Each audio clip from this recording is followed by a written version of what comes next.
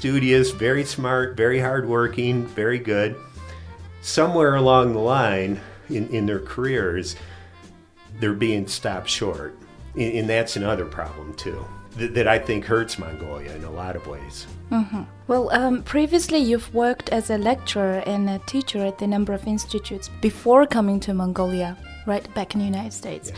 And how do you find the study habits of Mongolian students compared to America? Oh, it's interesting because in some ways the students are better. Okay, because students, I think, are better at rote memorization and rote learning than they are in America. Okay, so I might give a lecture or something like that, and I am just amazed at the level of detail that students will remember certain things about my lectures. Like, wow.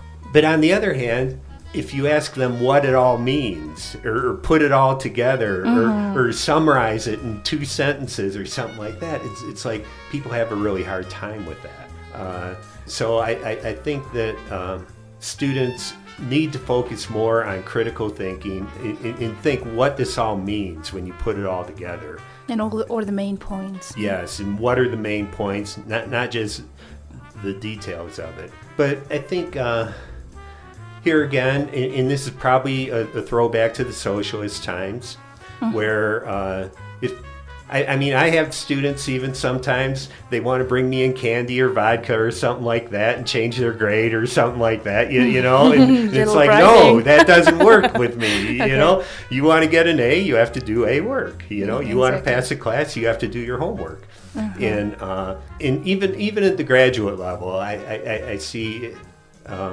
it's kind of hard to get students to do their homework. Okay. So I have to plan my class accordingly and get them to do more in-class activities and things like this.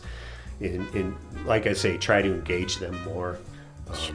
How is it in America? Oh, I mean, we have problems in America getting students to do their homework too, believe me. Usually by the time they get to the graduate level, pretty much everyone's on board with it, with the program by then.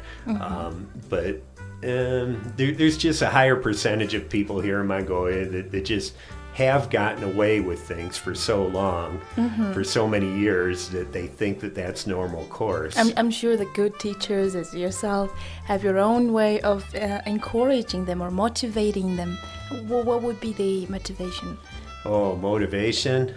Well, one thing I do, and it doesn't work for everybody, but just one thing I do is, when I came here to Mongolia, I saw, like, at Naadam and Zaganzar, a lot of the old people wear their dills and they have their medals on and everything like that, but you just don't see any young people wearing medals. And I thought, well, why is this, you know? So I decided that whoever gets the highest number of points in each of my classes, I go out and I make a medal for them. Oh, and you I give them a medal in front of all of their classmates. So for some students that works, for others it doesn't though. But I guess that's a very special feeling for them to get a medal from your teacher. oh yeah, I enjoy doing it, and I think that it does motivate some students. Well, I heard that you do some volunteer work at the American Cultural and Information Center. And if you could tell us a bit about your volunteer works. Okay.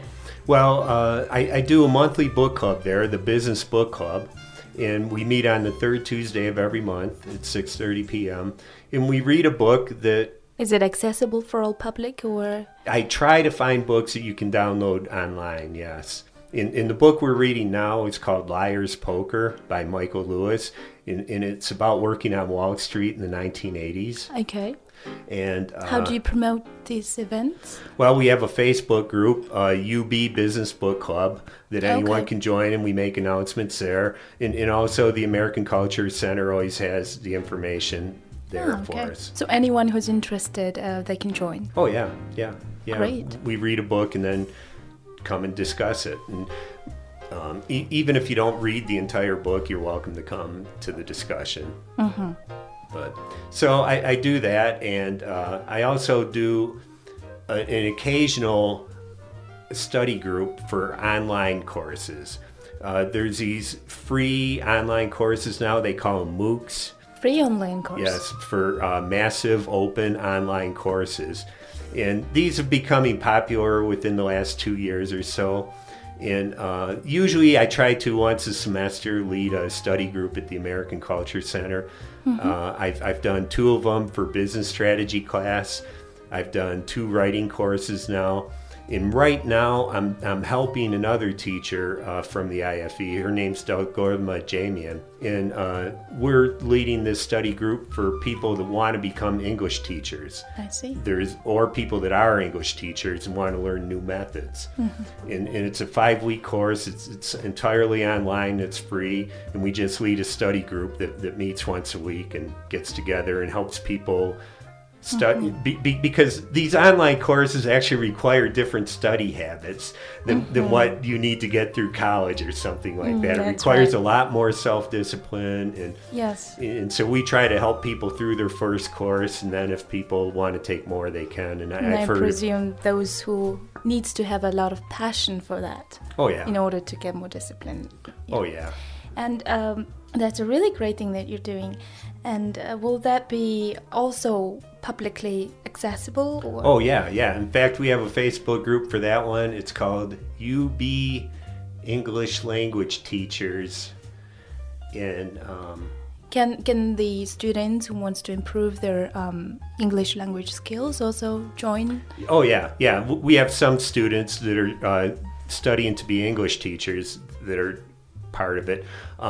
Or if anyone is welcome to take the class. You don't have to be an English teacher or want to be an English teacher, but that's just what the content focuses on. So, but even if you want to be a teacher in another discipline, or you teach in another discipline, I think it would be helpful. Or if you just want to see what these online courses are all about and want to try it, you're welcome. It's only a 5-week class, so it requires about 5 hours a week of study. Та яг одоо Expert Insights нэвтрүүлгээр Монгол ажиллаж амьдарч байгаа гадны мэргэжилтнүүдийн ярилцлагыг хүлээн аван сонсож байна. Business Radio 98.9.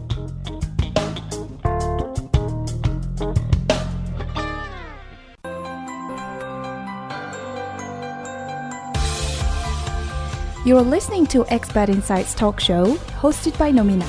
We take external views for internal success. Business Radio 98.9. Would you like to talk about your Toastmaster class? Oh, Toastmasters. Okay, yeah. We have a Toastmasters club, the UB Toastmasters.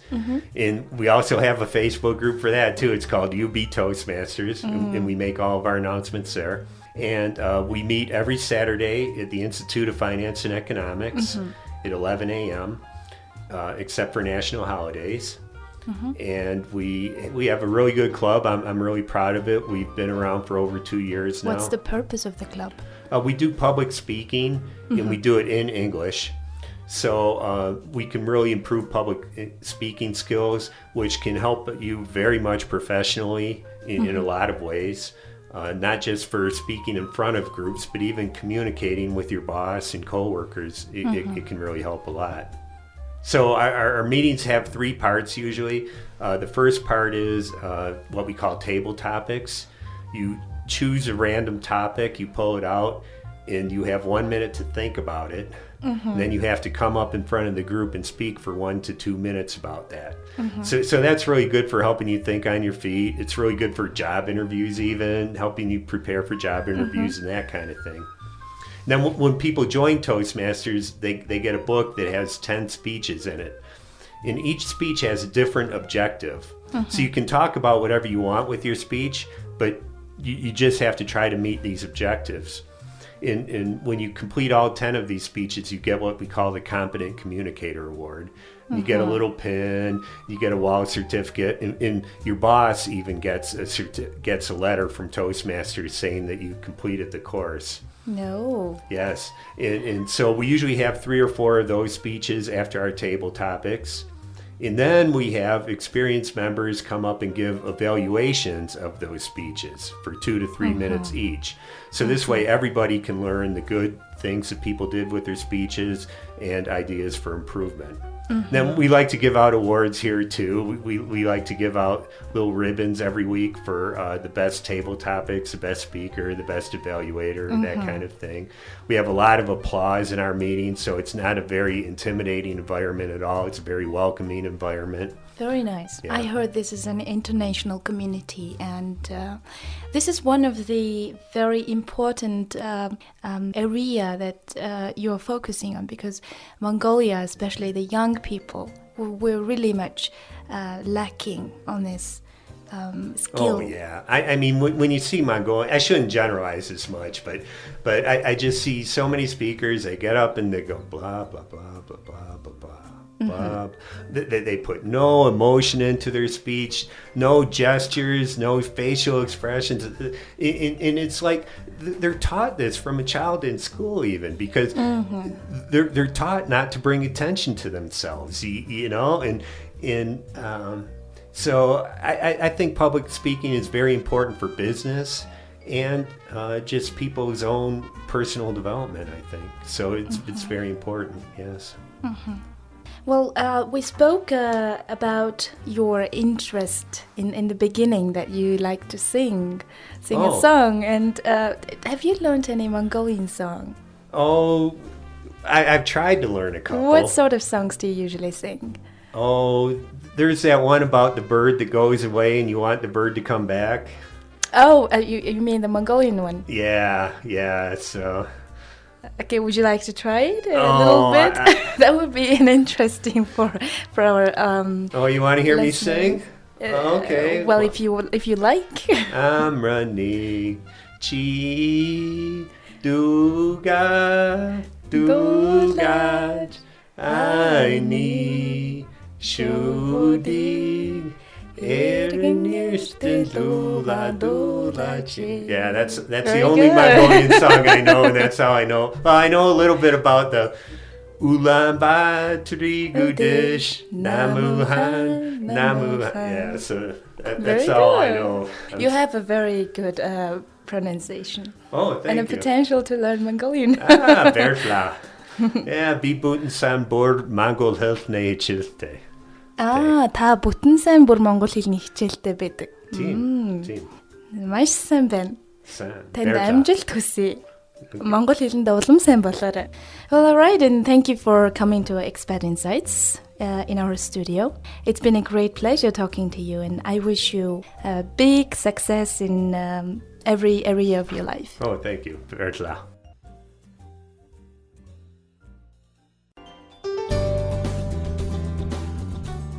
Bridging diversity and mindsets. Highlight the best global practices. Educate broadly and inspire deeply.